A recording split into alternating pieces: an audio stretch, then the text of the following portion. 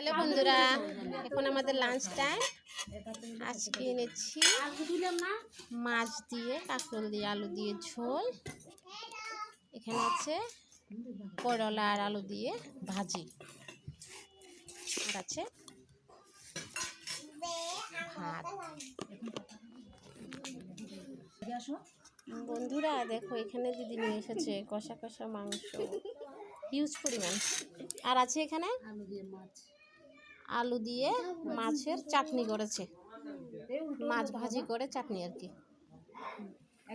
তো এখন আমরা ভাত খাবো, প্রথমত ভাজা দিয়ে খাবো।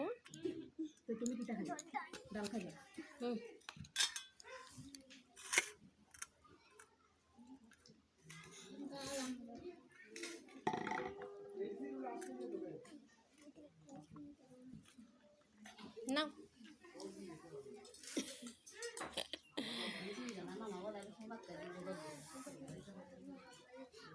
আসো,